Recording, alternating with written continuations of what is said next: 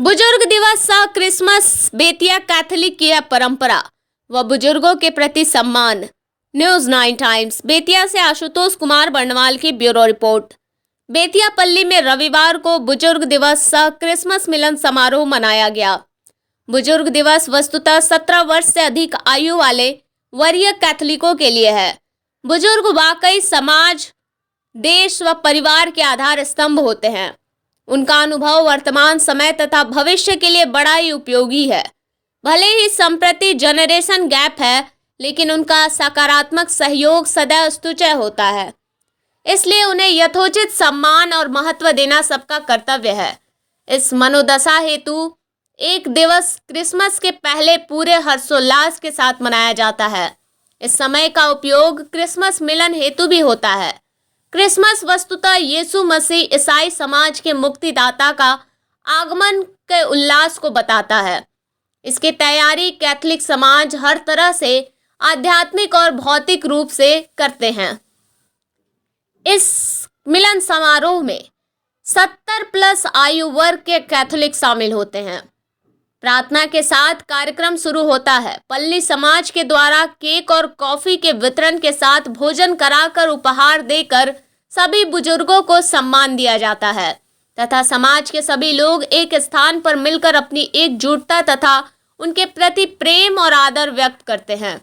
इस कार्यक्रम में लगभग 130 बुजुर्ग जो कि 70+ के हैं शामिल हुए और ये बुजुर्ग इस कैथोलिक समाज और परिवार के मार्गदर्शक भी होते हैं। कार्यक्रम में बुजुर्ग अभिभावक अपने अपने जीवन के अनुभव को साझा करते हैं और एक क्षण के लिए इस कार्यक्रम का पूर्ण हर्षोल्लास में सराबोर हो जाते हैं। इस कार्यक्रम में बिशप स्वामी पीटर सेबास्टियन गोबियस, धर्माध्यक्ष बेतिया धर्म प्रांत की गरिमामयी उपस्थिति रहती है।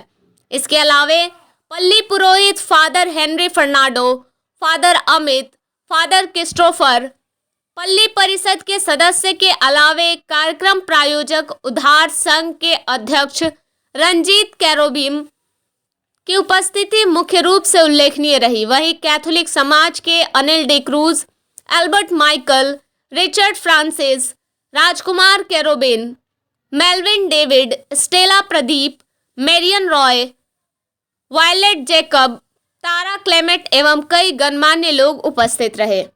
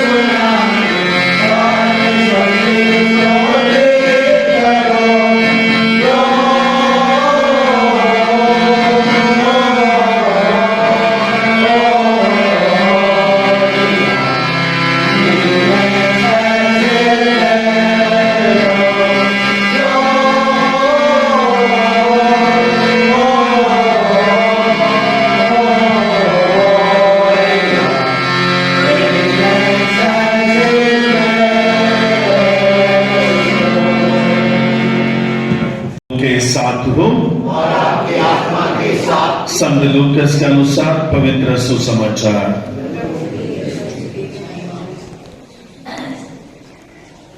उन दिनों मरियम पहाड़ी प्रदेश में यूदा के एक नगर के लिए शीघ्रता से चल पड़ी। उसने जकरियस के घर में प्रवेश कर एलिजबेथ का अभिवादन किया। जो ही एलिजबेथ ने मरियम का अभिवादन सुना, बच्चा उसके गर्भ में उछल पड़ा और एलिजबेथ पवित्र आत्मा से परिपूर्ण हो गई। वह ऊंचे स्वर से बोल उठी, आप नारियों में धन्य हैं और धन्य है आपके गर्भ का फल। मुझे यह सौभाग्य कैसे प्राप्त हुआ कि मेरे प्रभु की माता मेरे पास आई, क्योंकि देखिए जो ही आपका प्रणाम मेरे कानों में पड़ा, बच्चा मेरे गर्भ में आनंद के मारे उछल पड़ा। और धन्य हैं आप जिन्होंने यह विश्वास किया कि प्रभु ने आपसे जो कहा वह पूरा हो जाएगा। यह प्रभु का सुसमाचार है।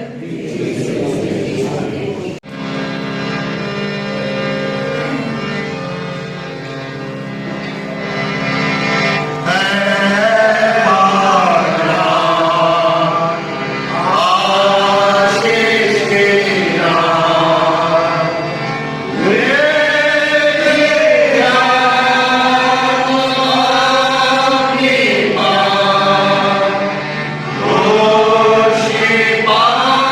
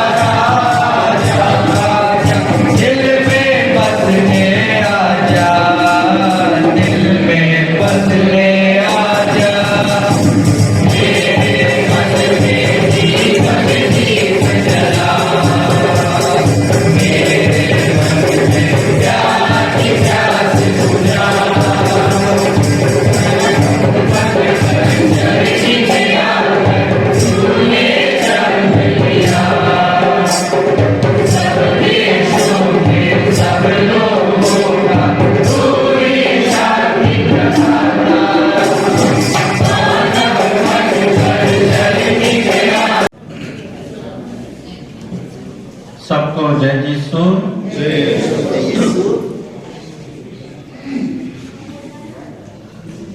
अभी अभी हम लोगों ने सुना जिंदगी बहुत सुंदर है, और इसको भी हमें याद करना है या मन में रखना है कि जिंदगी केवल एक ही बार मिलती है, दोबारा नहीं।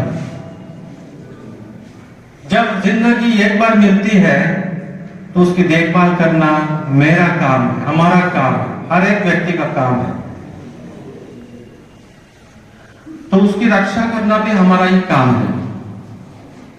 तो सही मायने में सही रास्ता से हमें गुजरना है। जिस तरह आज हम लोगों ने 2-3 बुजुर्गों ने अपने जीवन में किस तरह ईश्वर का अनुभव किया, अपने प्रार्थना में ईश्वर का अनुभव उनके जीवन में उन्हें प्राप्त हुआ। और जब ईश्वर में हम लोग विश्वास करते हैं, उससे प्रार्थना करते हैं, ईश्वर भी हमारी दुआएं सुनते हैं और हर एक हमारी दुआओं के लिए वह आशीर्वाद देते हैं। मैं अभी आने के पहले 5-10 मिनट हम एक टीवी में मेरा वीडियो कॉल में हम देख रहे थे, वीडियो एक क्लिप देख रहा था। उसमें ये छोटी सी घटना मुझे मिली। नए जोड़े, हंसने का है वो, नए जोड़े जो शादी होने के बाद दोनों के बीच खतरनाक जोरदार से झगड़ा हुआ। तो झगड़ा में पत्नी ने घर में जाकर अपने घर में अपना सब पूरा मोटरा को सब बांध दिया, और वह बांध कर तैयार हो रही थी जाने के लिए अपने घर माँ के पास। तो उस कमरा में लड़का भी पूरा तैयार हो रहा था, वो भी मोटरा बांध करके अपनी माँ के पास जाने के लिए तैयार था। तो लड़का ने पूछा, तुम कहाँ जा रही हो? तो माँ के पास। तो इधर लड़की ने भी लड़का से पूछा, तुम कहाँ जा रहे हो? माँ के पास। तो लड़की ने पूछा, तो बच्चे कहाँ जाएंगे? माँ के पास। तो सब लोग माँ के पास जाएंगे। तो उन दोनों के बीच का जो झगड़ा था वही विराम हो गया। तो एक साथ उन लोग फिर मिल गए। तो माँ कहाँ है? हमारी माँ इधर ही है, घर में है। माँ और बाप सब माँ है बच्चों के लिए। तो सर्वप्रथम मैं आप सबों को इस क्रिसमस के शुभ अवसर पर मैं सबों को शुभकामनाएं देता हूँ, बधाई देता हूँ या पर्व की मुबारकबाद देता हूँ, क्योंकि क्रिसमस हम सबों के खुशी लेके इस धरती पर आया है। यीशु आनंद का और खुशी का एक चिन्ह है, और वह स्वर्ग में ईश्वर था, परमेश्वर था, और परमेश्वर अपने को नीचे उतर आ जाता है हमारे लिए, हमारी चिंता है उसके लिए। वो क्यों धरती पर आता है? हमारे पापों के कारण, हमें मुक्ति दिलाने के लिए, हमें बचाने के लिए, हमारा उद्धार करने के लिए, हमें पापों से छुटकारा देने के लिए वह इस धरती पर आता है और जन्म लेता है।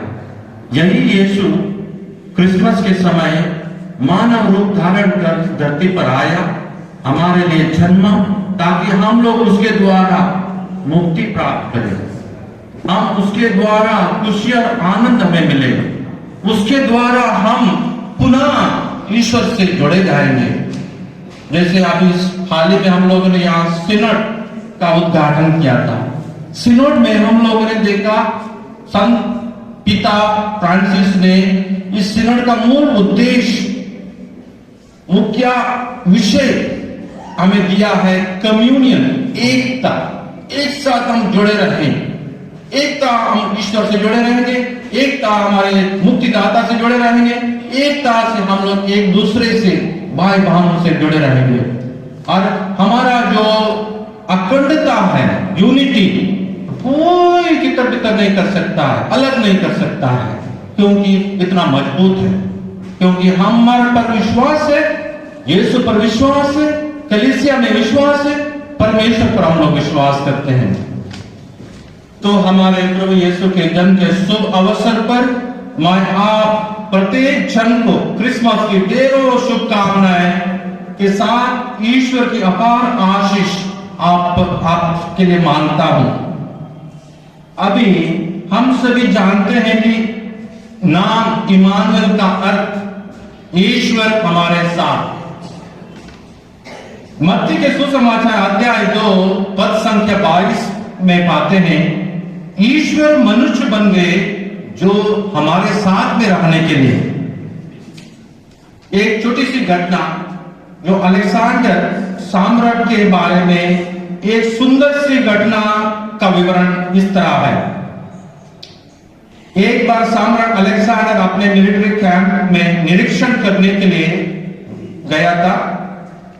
वहां उसने एक आलसी सैनिक को सोते हुए देखा और उसे जगाकर पूछा, आपका नाम क्या है? उसने उत्तर दिया, मेरा नाम अलेक्जेंडर है। सम्राट यह सुनकर आंख बबूला हो गया और उससे कहा, तुम्हें या तो अपना नाम बदलना चाहिए या फिर नौकरी से इस्तीफा देना चाहिए। अलेक्जेंडर नाम का व्यक्ति कभी आलसी नहीं हो सकता। हमारा विश्वास है कि क्रिसमस पर ईश्वर मानव रूप का अवतारित हुए और इस दिन पर हमें यह घटना या यीशु की कहानी याद दिलाती है कि जो इमानुएल नाम धारण करता है, हम लोग सब इमानुएल है, हर एक व्यक्ति इमानुएल है, तो धारण करता है वह उस नाम के अनुसार जीने की कोशिश करता है। हमें आज इस धरती पर ईश्वर का प्रतिनिधि बनकर उनके लिए जीना है, ईश्वर के लिए जीना है। बाइबल के पुराने नियम में हम देखते हैं कि कैसे ईश्वर अपने लोगों के साथ रहते थे। जब इस्राएल मरुभूमि में भटक रहे थे, ईश्वर उनके साथ में थे। दिन के समय बादल और रात के समय में आग के रूप में उनके साथ में जाते थे। देहाधरण के समय भी ईश्वर आप लोगों के साथ है, हमारे साथ है। ईश्वर का पुत्र इस पृथ्वी पर साधारण मनुष्य बनकर आया, पापों को छोड़कर हम सबों के जैसा वह भी बने। बालक यीशु की संत तेरेसा इस तरह कहती है, आज वे पवित्र यूकरिस्ट में आते हैं केवल स्वर्ण मंजूषा में रहने के लिए नहीं, वरन हमारे साथ में रहने के लिए आते हैं, क्योंकि हम उनके नाम पर आते हैं। हम इस मनुष्य के प्रतिरूप है, बस उनकी छाया है। हम सबों को एक क्रिस्तिया के रूप में बुलावा मिला है, ताकि हम हमारे जीवन में, हमारे समय में जिम्मेदारियों को निभा सकें। हमारी जिम्मेदारी क्या है? पहली जिम्मेदारी है कि हमारे जीवन में, हमारे रहन सहन में, हमारी बोलचाल में और जो हमदर्दी और करुणा हम दूसरों के प्रति दिखाते हैं, उसे अच्छी तरह से समझ सकें। हम अपने जीवन में यीशु को जीने के लिए, हमेशा उसके लिए ही जीने के लिए बुलाए गए हैं। पूर्व राष्ट्रपति एपीजे अब्दुल कलाम के एक सहपाठी उनके बारे में कहते हैं कि वे ऐसे व्यक्ति थे जो ईश्वर की उपस्थिति को अपने दैनिक जीवन में अनुभव करते थे और उसी के चलते दूसरों के लिए वह ईश्वर के समान देखते थे। जो अपने जीवन में ईश्वर को अनुभव करता है, वह और कुछ नहीं बल्कि ईश्वर का प्रतिनिधि इस धरती पर है। वह हमेशा उन्हीं के लिए जीता है और उन्हीं के लिए मरता है। इमानुएल का दूसरा पहलू है दूसरों के जीवन में ईश्वर की उपस्थिति को देख पाना। हो सकता है अपने मित्रों में, अपने माता पिताओं में, पत्नी में, बच्चों में, और जो हमेशा हमारे साथ में रहते हैं, हमें ईश्वर की हर उपस्थिति को उनमें देख पाने की क्षमता होनी चाहिए। एक महान दार्शनिक इमानुएल लिविनापोर्ट कहते हैं, जब मैं आपका चेहरा देखता हूं, मैं आप पर ईश्वर को देखता हूं। इसलिए मेरा नाम इमानुएल है। तो इसलिए हम हर एक व्यक्ति का चेहरा पर इमानुएल को देखना है। आज जब हम यहाँ क्रिसमस पर्व की यादगारी मनाते हैं, हम लोग हर साल बुजुर्ग दिवस मनाते हैं और इस शुभ अवसर पर या हमें एक अच्छा अवसर ईश्वर ने ही प्रदान किया है, तो उसके लिए हम लोग सर्वप्रथम धन्यवाद देते हैं। मैं आप प्रत्येक को क्रिसमस की शुभकामनाएं और मुबारकबाद देता हूं। इमानुएल, ईश्वर हमारे साथ हमेशा और सदा रहे, हमारे जीवन में बदलाव लाए, ताकि हम भी दूसरों के जीवन में बिना शर्त के बदलाव ला सकें। ईश्वर हम सबों को आशीर्वाद दे, ईश्वर हम सबों को सुरक्षित रखे, ईश्वर हम सबों को इन साल भी, जो पिछले साल हमारे बीच में से बहुत से लोग गुजर गए हैं, हमें छोड़ के चले गए हैं, लेकिन इन साल हम सबों को ईश्वर अपने आशीर्वाद और कृपा दे और हमारी रक्षा करें और हमारे साथ में रहे। इमानुएल का अर्थ ईश्वर हमारे साथ।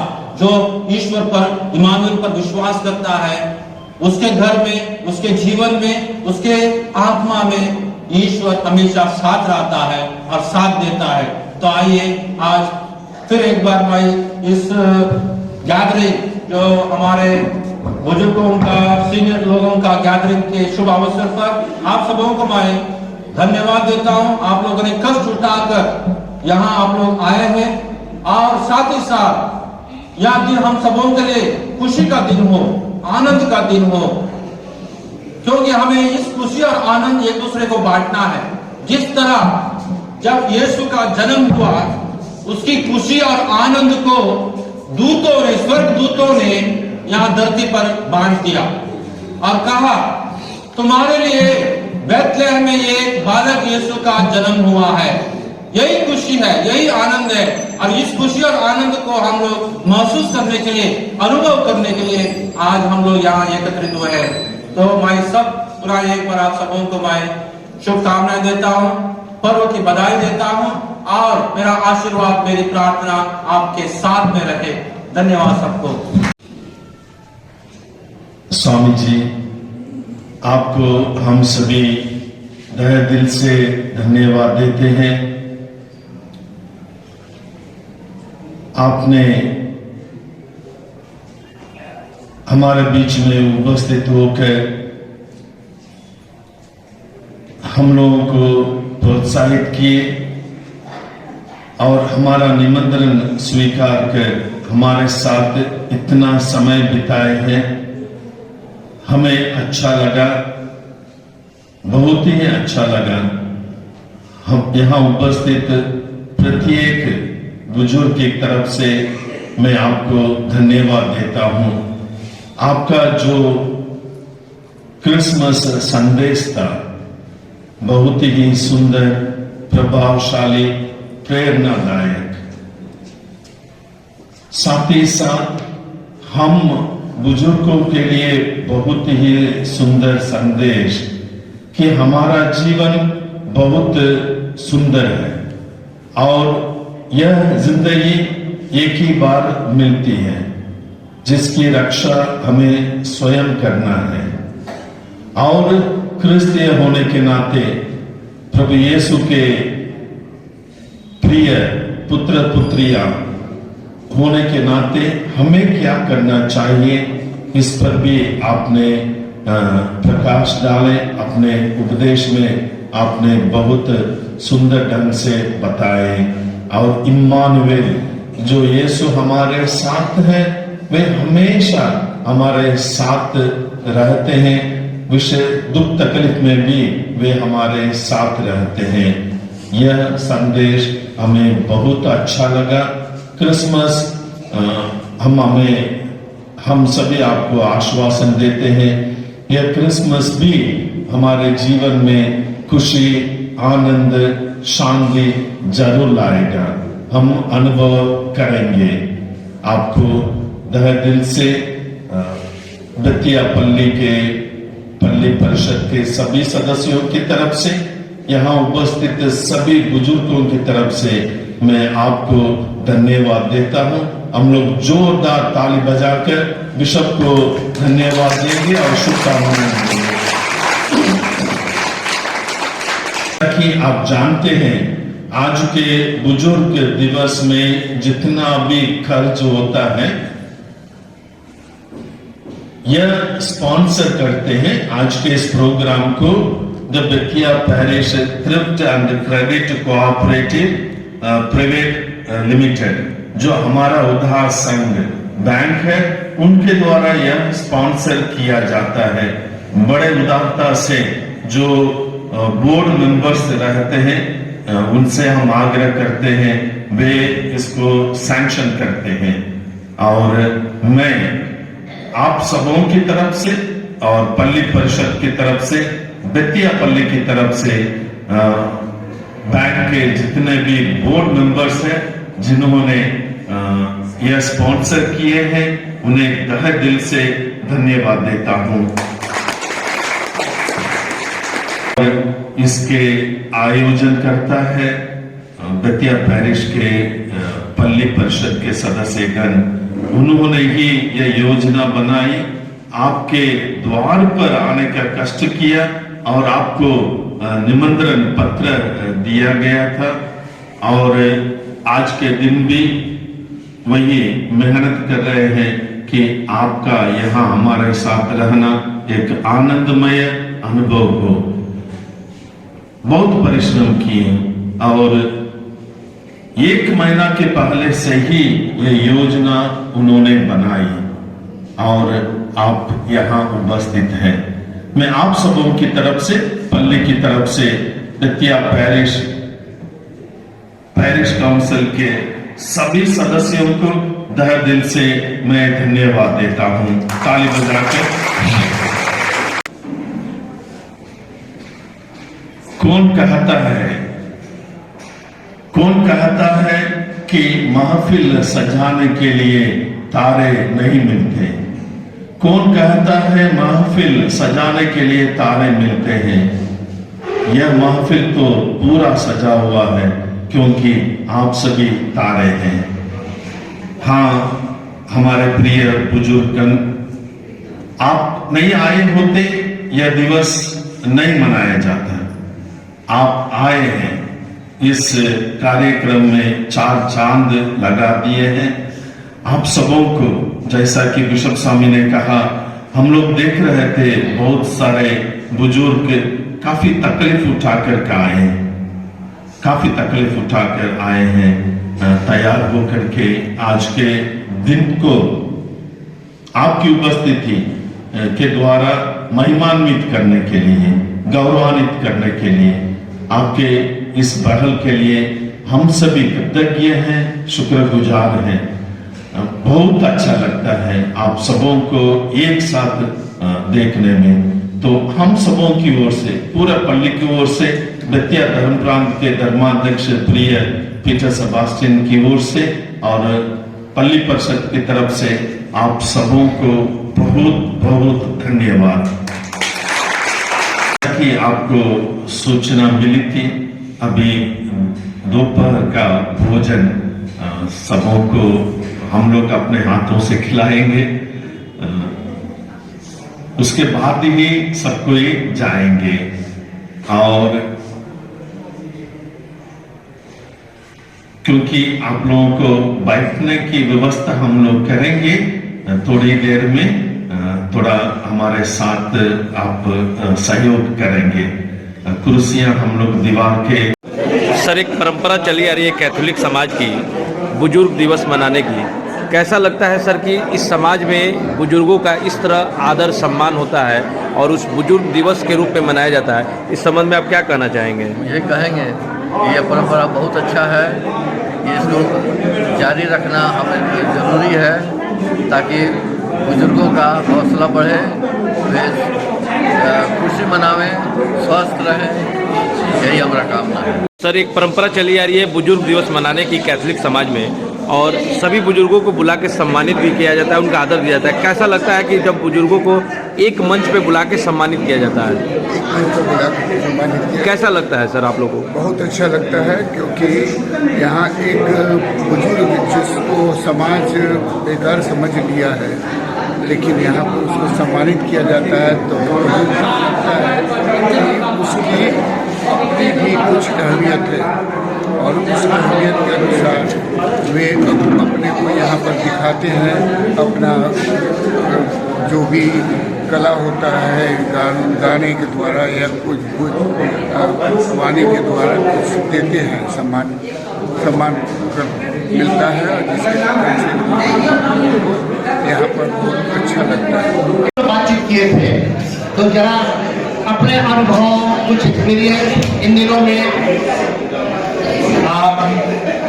थोड़ा करेंगे बातचीत हम लोग। तो किसी को कुछ याद पिछला अनुभव अभी वाटर भी आप खुद कराते हैं, आइए भैया देखिए। पिछली बार काफी अच्छे ढंग से विश्वास के बारे में रुडोल्फ जो आए थे उन्होंने कहा था, तो अगर आज भी चाहेंगे कि शेयर करना तो आइएगा, आपका वेलकम है। ताली बजाते हैं इनके लिए। पिछली बार आपने बहुत अच्छे ढंग से अपने सर्विस पीरियड में क्या अनुभव हुआ था as a Christian, as a Catholic, इन्होंने शेयर किया था हम लोग। मेरा नाम एडोल्फ पिलोसा है। मैं पुलिस की नौकरी में था और रिटायर हो गया हूँ, 10 साल हो गया। मैं अपना कुछ सर्विस के पीरियड में जो अनुभव मैंने किया था वो मैं बताना चाहता हूँ। एक दफ़ा मैं चर्च की तरफ जा रहा था, मोटरसाइकिल से था। रास्ते में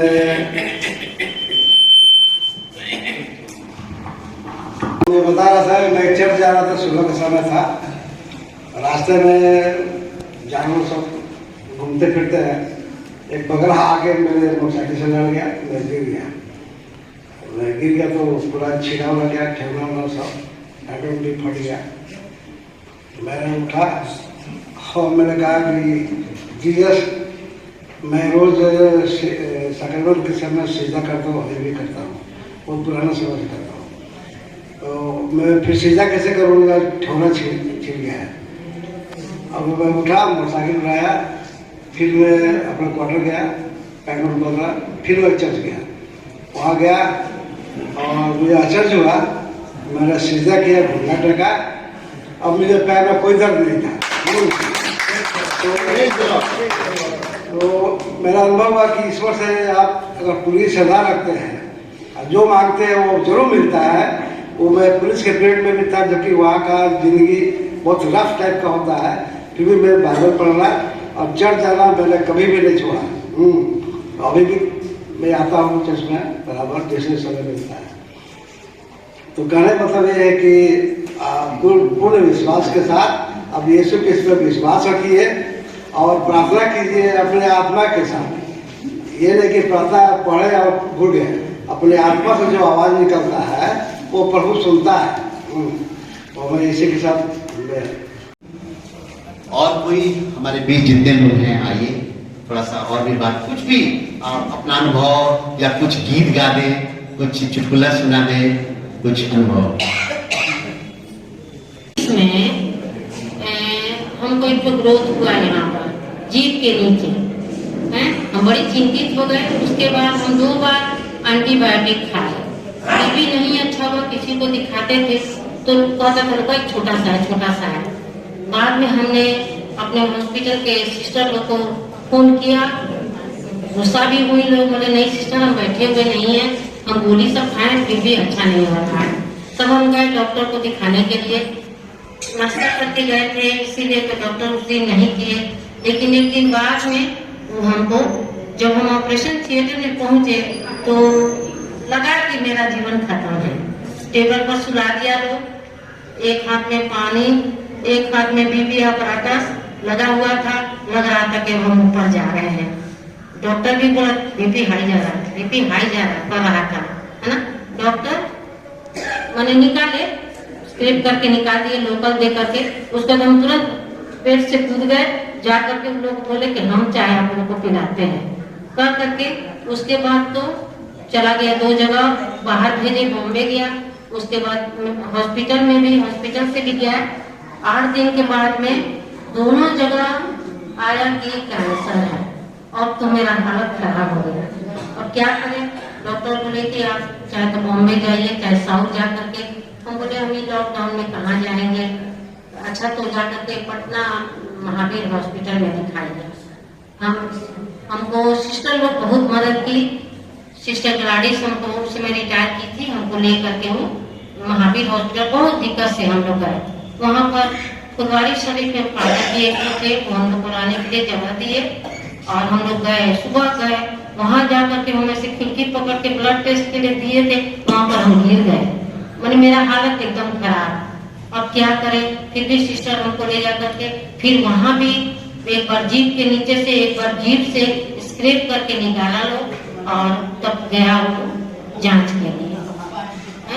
उसके बाद फिर 8-10 दिन बाद सिस्टर लोग अलग अलग रिपोर्ट मंगा कर रही है लोग, तो हम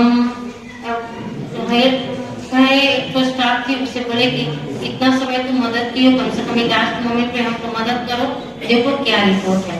तो बोलिए अच्छा ठीक है, हम जाते हैं अपने मेंटर से बात करते हैं। 9 साढ़े 9 बजे करीब वो हमको फोन किया कि आंटी हम लोग खड़े हैं पेपर लेकर के, ये कैंसर नहीं है, ये एपिथेलियल टिश्यू में ग्रोथ हो गया था।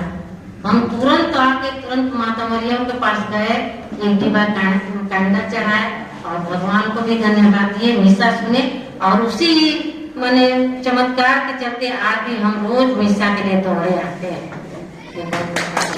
स्कूल की शिक्षिका थी, सहायक शिक्षक थी। एक बार की बात है, मैं छावनी में खड़ी थी, बस का इंतजार कर रही थी, बस नहीं आया था। उसी क्षण पंडित था आके मेरे बगल में खड़ा हो गया और वह धीरे धीरे मेरे पास खसकने लगा और तब वो हमसे पूछने लगा, आप किसी क्वार्टर में रहते हैं? कहीं जी हाँ। करते करते वो मेरे निजी जीवन में आने का प्रवेश किया, यानी हटिए वहां से, आप हमारे पूछते पूछते आप हमारे निजी मामले में पूछते हैं और दूर हटिए। हम उसको झाड़े, वो कहता आप हमसे गुस्सा करती हैं, देख लेंगे आप। नागाराम, उस समय नागाराम के डीएससी, मैं नागाराम से आपका स्कूल रेट करवा दूंगा, तो निकल आइए, खुशी से करवाइए। सुनिए, धिक्कार वो मनुष्य जो मनुष्य पर भरोसा रखता है और धन्य है वो मनुष्य जो प्रभु पर भरोसा रखता है। आप करवा के देखिए। उसको मैं झाड़ उसको हटा दिया अपने पास से। तो 1 सप्ताह के बाद हम लोग स्कूल गए थे। मैं 4 बजे जब बस पकड़ने के लिए रोड पर गई तो सभी बच्चे उधर से आए, वो उस रोड के उस पार पढ़ाता था वो मास्टर।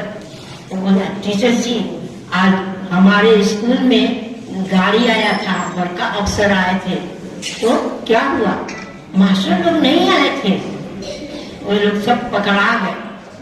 आज सब उसी का वो मास्टर था जहाँ हमसे वो बोला।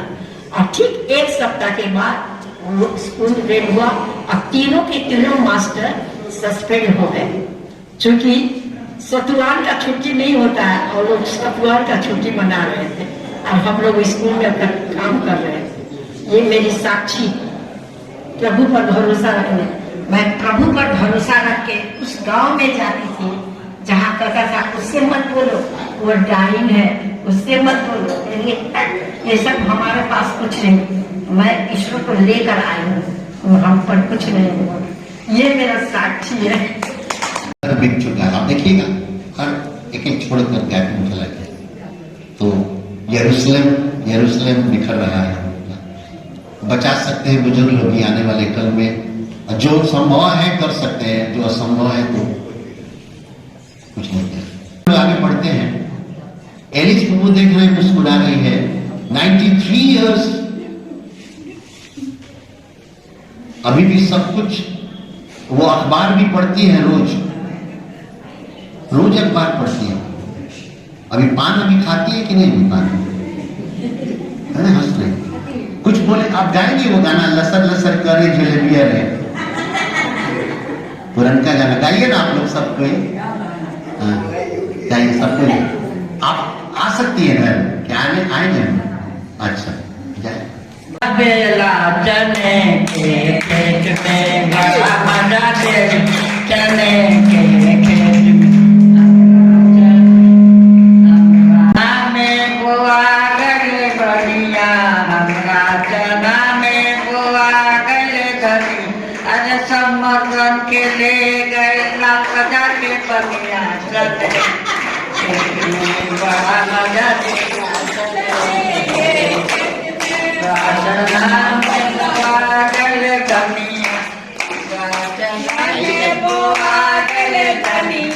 समर्थन के ले गए लाल बाजार के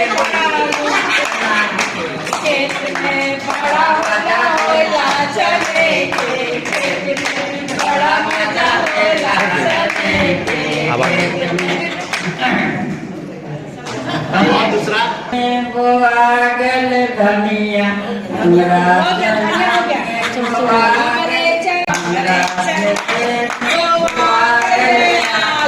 समर्थन के ले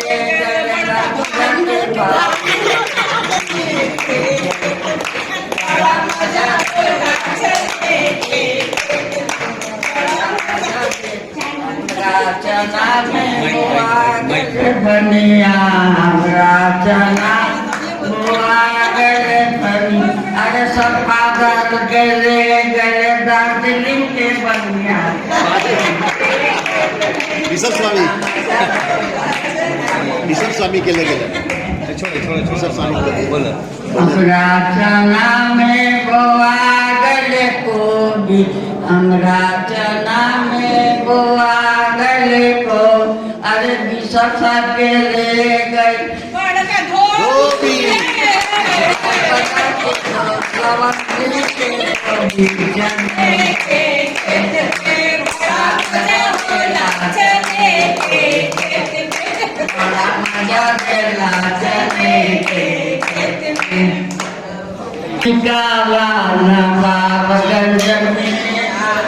नवंबर को दिल्ली के लिए प्रस्थान किया अपने इलाज के लिए।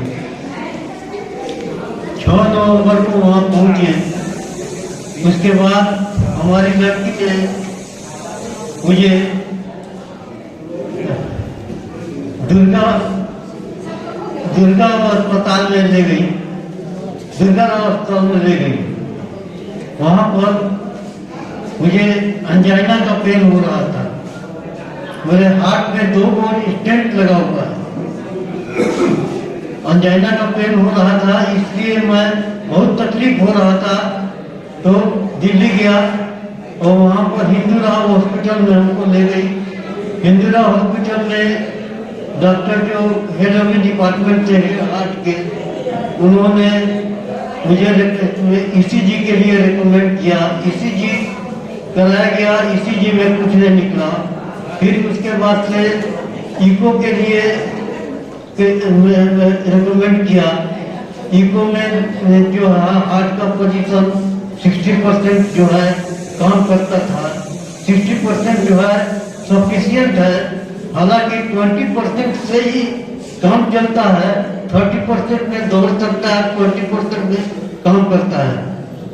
तो इसके बाद जो है डॉक्टर ने हमको कहा कि हमको अंजाइना का पेन होता है, तो कहे कि ब्लॉकेज हो सकता है कि नया ब्लॉकेज हो गया।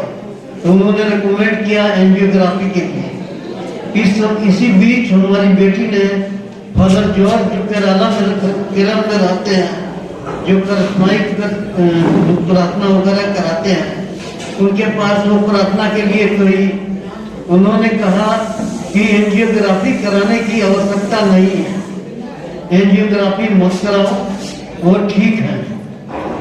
मैं उनकी बात, अपनी बेटी के बातों पर, उनके फादर की बातों पर विश्वास किया और उसके बाद से विश्वास करने के बाद मुझे महसूस हुआ कि अब जो चलने में हमको पेन दर्द हो रहा था, वो दर्द जो है खत्म हो गया।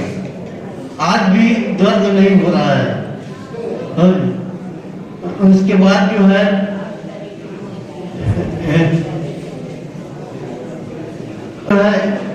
फिर हमको यहाँ पर हार्ट के नीचे जो है यहाँ पर दर्द करने लगा।